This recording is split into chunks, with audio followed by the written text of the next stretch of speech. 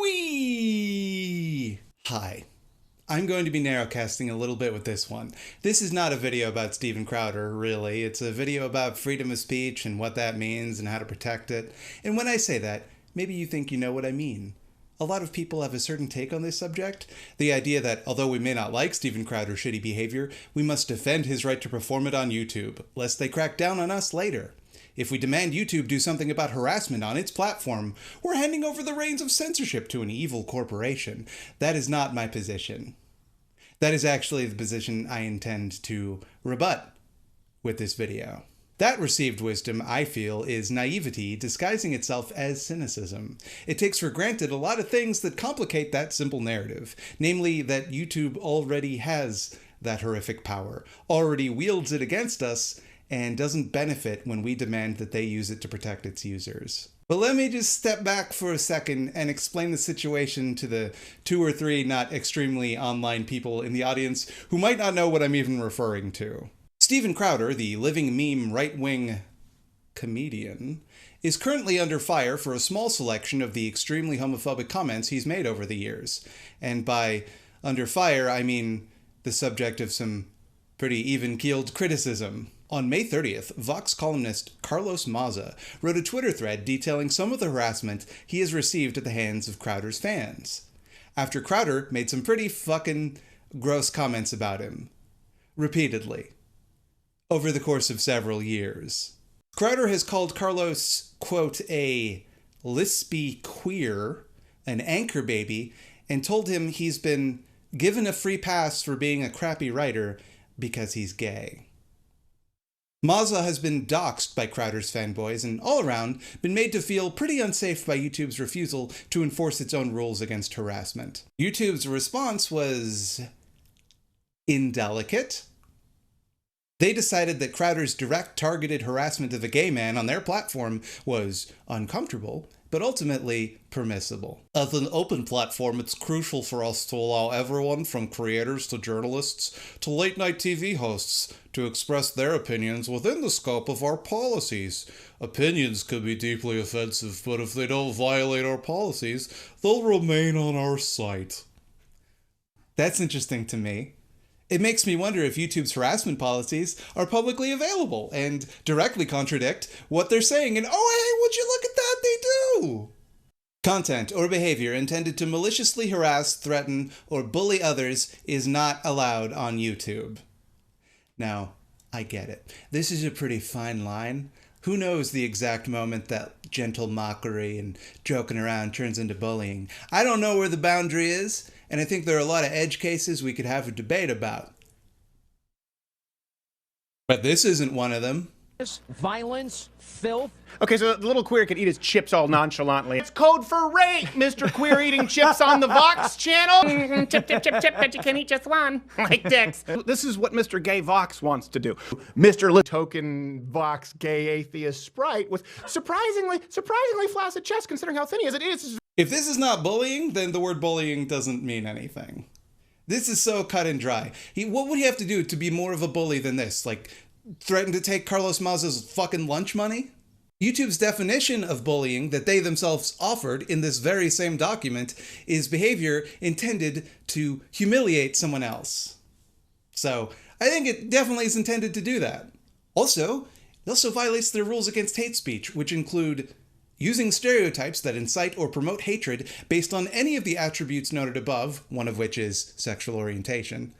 This can take the form of speech, text, or imagery promoting these stereotypes or treating them as factual. You know, like the stereotype that gay men are very promiscuous and have to put a bunch of dicks in their mouth, like that kind of stereotype? Chip, chip, chip, chip, but you can eat just one. Like dicks. And in case all of that wasn't enough, eagle-eyed viewers might notice that Crowder was wearing a t-shirt with a photo of Che Guevara waving a limp wrist with the tag, "Socialism is for f***." Also available as a onesie for babies. So, YouTube is not only okay with hate speech on its platform, it's okay with hate speech being literally printed onto babies. Just in case anyone was curious how cartoonishly permissible this platform is allowing itself to be. Side note, a lot of nincompoops are trying to insist that the shirt actually says socialism is for figs, because the place where Che Guevara was killed, they grew a lot of figs there. Now I know the people making this argument are not being honest.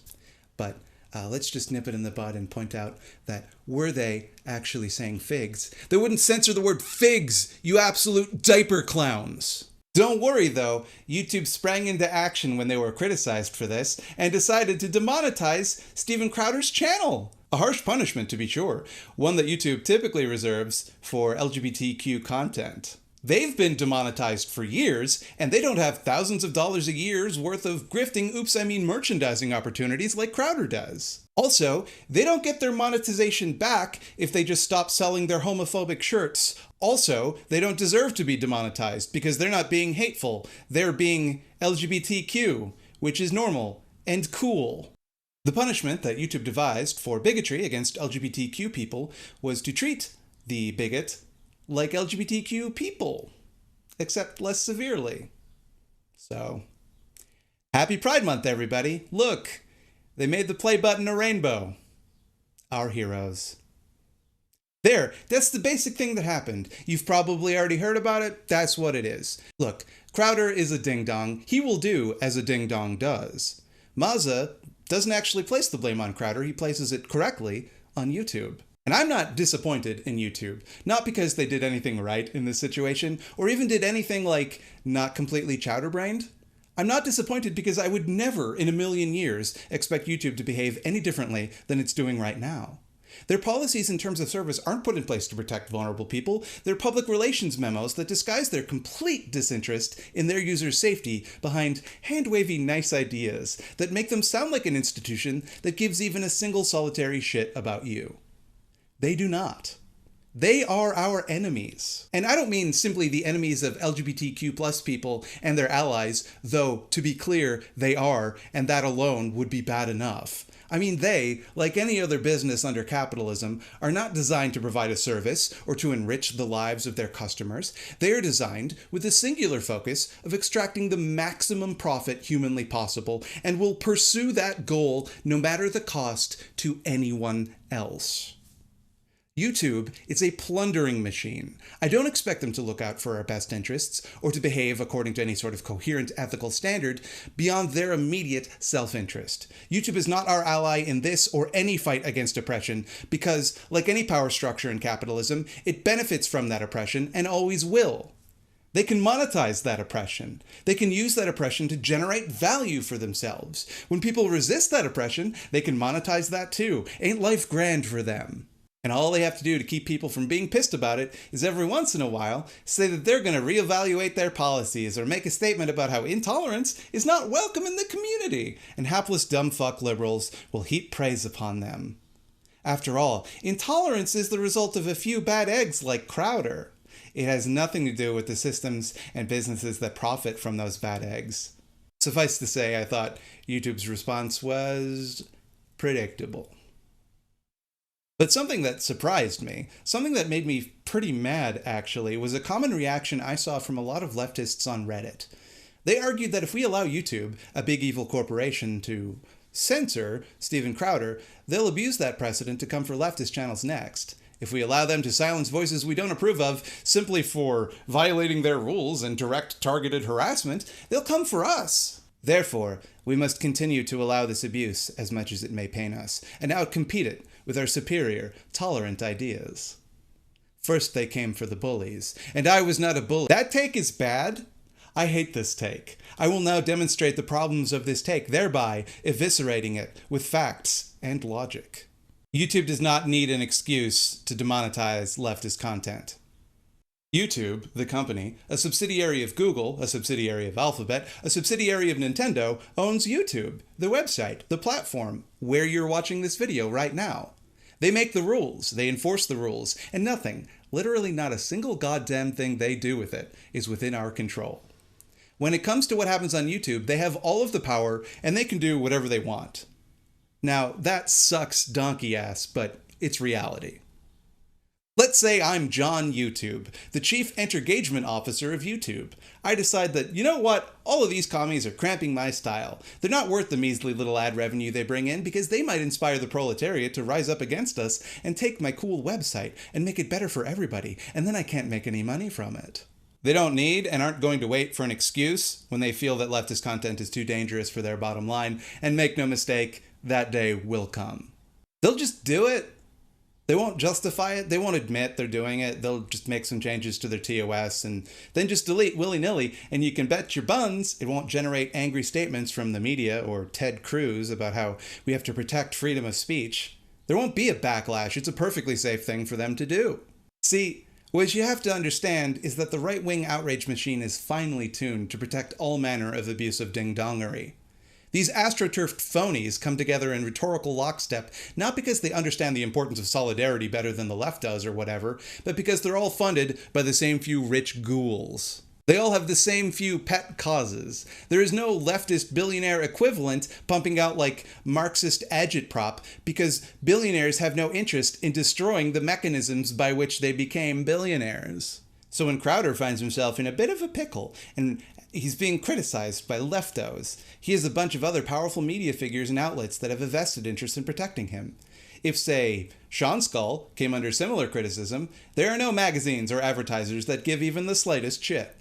The use of leftists to these platforms is that we occasionally generate clicks. You clicked on this video, that's it. But rightos? They have millions of dollars in think tank money. They spend millions on advertising on these platforms, including on leftist videos. So even the leftist videos are only useful to YouTube as long as the right wing says they are. They rake in tremendous amounts of sticky, icky cashish in the forms of donations and brand deals. To put it bluntly, they're just a whole hell of a lot more profitable. If you cave to right-wing pressure to ban leftist content, you might make a few communists angry. Big deal. Communists already don't like you, you big rich jerk. I'm a communist. I can confirm. I hate your guts. But if you cave to left-wing pressure to ban right-wing content, you make advertisers and investors angry. Which do you think factors more heavily into YouTube's decision-making process? There's no risk in shutting down leftist speech, or even just any speech critical of the right online. Want to know how I know that? Tech companies do it all the fucking time. Right now. Already. YouTube and other tech companies are already silencing dissident media. In the wake of Crowdergate, YouTube was desperate to convince people they were taking the threat of hate speech on their platform seriously. But at the same time, they were also desperate to not have to do anything and to not have to spend any money. Their response was to algorithmically search for and automatically delete hate speech based on certain signifiers. Can you guess what happened? It started flagging things which attempted to respond to or educate people about hate speech. Like this video from Max Blumenthal tackling the Holocaust revisionism of man-ghoul David Irving. In one case, they deleted a response to Steven Crowder during one of the brief breaks he took in between hate speech outbursts to simply be wrong instead of wrong and hateful. This video by Progress Voice attempted to respond to Crowder's misattributing of a quote by Gregor Strasser to Adolf Hitler. The video by Crowder, with the same subject matter, just, with the details wrong, didn't get touched. So for those of you keeping score, YouTube's response to someone being a bully and a bigot on their platform was to create a method to silence people that criticized him but leave his speech untouched. And still, he complains that he's being censored, and still, there's outrage on his behalf. I saw maybe 2 tweets about Progress Voice's video before it was reinstated. Now, I get it. Progress Voice is a small little channel, but one would think that if this were actually about free speech, or whatever, people would be angrier about the little guy actually getting silenced, rather than the millionaire no longer getting paid to speak. Or how about the time that Tim Pool and the alt-right creeps in his orbit managed to get anarchist news site It's Going Down taken off of Patreon? Do you want to know where I learned about that? From It's Going Down, not from fucking Forbes. And speaking from a more personal place, just look at all the videos that YouTube thoughtlessly deletes after mass flagging campaigns by right-wing trolls. Everyone from Sean Skull to Three Arrows to motherfucking Big Joel of all people have had videos removed and had to fight like hell to get them put back up. Think about the smaller channels without a big audience or community behind them that had this happen to them and nobody even knew. The chuds won't mass flag me though, no matter how hard I try to bait them into it. Obviously, they're afraid of me and my enormous muscles. That's not even getting into all the state-sanctioned repression of leftists that's well documented. Corporations could just lean on something like that. COINTELPRO, the House Un-American Activities Committee, just straight up murdering people like they did to Fred Hampton. There's no shortage of ways to shut up inconvenient leftists when they get too close to teaching people subversive ideas. We don't gots to get hate speech removed from YouTube for them to start silencing leftist voices. They're just gonna do that either way. But okay, maybe the far right will go tit for tat and demand we silence leftist voices for retaliation. In fact, they always do. In fact, a lot of the examples I cited were them doing exactly that. They will fight back, and in a lot of cases, they will fuck us over. And we should fight them anyway. It's worth the risk. Anything cool or good we can possibly do will be met with retaliation from reactionaries. That is a fact of life. Now, maybe that's not worth it for you personally. Maybe you're in a vulnerable position and can't afford to open yourself up to that kind of risk, and that's fair enough. For everyone else, for people like me, you don't give in to bullies. It will never make them stop. It makes them bolder. Fighting back isn't guaranteed to make them stop either, but it's a whole hell of a lot more likely to. Getting hate speech taken off one of the largest media platforms on Earth, responsible for 11.4% of all web traffic globally, is a fight worth having. Not just because we don't like hate speech, or because we have a difference of opinion, but because it causes real harm to real people. Let's not forget, this whole controversy started because a gay man complained that every time one of these videos gets posted, he gets loads of harassment. He got doxxed. Should we just tell him to ignore that? To suck it up? Is that the type of community we want to be? Are we so afraid of what our enemies will do if we stand up to them that we're willing to preemptively roll over and throw vulnerable people under the bus to protect our own asses? Good fucking luck getting them to risk their lives in our revolution when we won't risk our fucking YouTube monetization to protect them. Allowing that type of harassment, those kinds of threats, to go unchallenged presents the real danger to freedom of speech. It is a clear and deliberate attempt to make the platform, and by extension, the discourse, and by extension, the world, more hostile and dangerous for gay people, to make them too scared of retaliation to speak up. Making a mockery of their sexuality normalized, and demonstrating to them that nobody will stand up on their behalf. And if we refuse to advocate for the powerless because we're afraid of what the powerful might do to us if we do, we're proving them right. Letting that continue is not a victory for freedom of speech. It is a dereliction of our duty to protect the speech and safety of vulnerable people in our community. Oh, and also, freedom of speech does not guarantee you freedom to a platform. Hey, can I come into your house and talk for 6 hours about how ugly your mother is? No? Why not? I thought we cared about freedom of speech. I thought that's what this whole thing was about, right? You know, come to think of it, I've never been published in the New York Times. DC Comics has continuously rejected my pitch for a comic where Batman is real and my dad, and he tells me he's proud of me. Despite having more than 200 YouTube subscribers, I have not once been invited to perform at Carnegie Hall.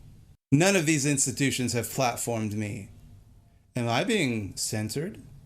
Make no mistake, I believe Crowder has the right to say whatever he wants, to believe whatever he believes, to be as hateful and unfunny as he wants. I think pretty much everybody agrees with that. I do not believe he is entitled to do it on any platform he so desires.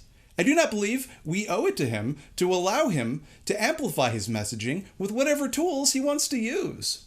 Freedom of speech is a human right. Freedom to have a YouTube channel ain't. You can have your YouTube channel deleted if you use too much copyrighted music. I don't hear anyone talking about the freedom of speech implications of that, but when it comes to hate speech, suddenly everyone is a fucking human rights scholar. Give me a break. Ah, but Thought Slime, you hamburger. YouTube and other social media platforms have such a monopoly that by all rights, they should be treated like the digital commons. And I can't say that I agree with that. They should be seized by the people, dismantled, and replaced with a more egalitarian alternative. But I get your point.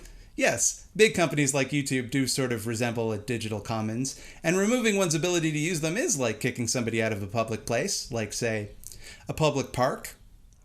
Now, let's imagine that I followed around Carlos Mauza in a public park, mocking his sexuality for years, and every time I did, a bunch of people joined in and made the park a nightmare for him, and then occasionally followed him home to demand that he debate me.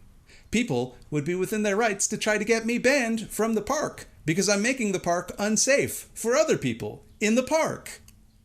Now, do I think YouTube should get to decide who can and cannot use their platform? Absolutely not.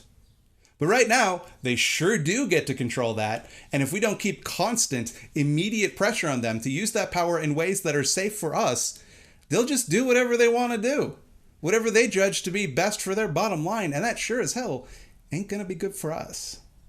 This was never a fight about freedom of speech. This was a fight about marginalized people demanding that huge institutions who have enormous power over them don't leave them vulnerable to abuse. I understand why people make this argument. I really do. I agree with a lot of the logic that builds up to it. We shouldn't hand over the power to censor public discourse to YouTube. That's a horrifying dystopian idea.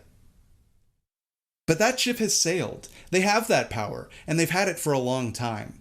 I want very badly to take that power away from them. I don't like the idea that a bunch of shareholders in a fancy room somewhere get any say in what 11.4% of web traffic looks like. It enrages me. I live for the day that we strip them of their power and seize control of the apparatuses that they have used to accrue that power. And that day will come. But it's not here yet. So if we sit back and let them use that power however they please with absolutely no pushback, with no outcry, that only makes their grip over us stronger. YouTube doesn't want us able to challenge their decisions, to make thousands of people mad about the lawful exercise of their absolute power. They want us to be quiet. You're not taking anything away from them by letting them continue hosting hate speech. They are not made more powerful when you fight to get that hate speech removed. If it benefited YouTube to remove hate speech, they would have done it already. It's not what they want. They like having the hate speech there because they make money from it. They might get rid of a token hate speech pigeon every now and then, but in the long run, they like having the hate speech. You're deluding yourself if you believe that sitting this fight out, or worse yet, defending Crowder, makes this platform safer, more open, or less dominated by rich ghouls. That's precisely what they're counting on you to do. Don't expect them to give you points for good behavior when it's your turn against the chopping block. I share your concern that they will crack down on leftist content in some both sides bullshit to dodge controversy. They're going to crack down on us anyway, right? Why give them a reason? But frankly, if we're not willing to fight for the powerless in all circumstances, if we're not brave enough to use our platforms to defend people when they're being abused because we're afraid of what we might personally lose in the process, then we have no business making leftist content in the first place.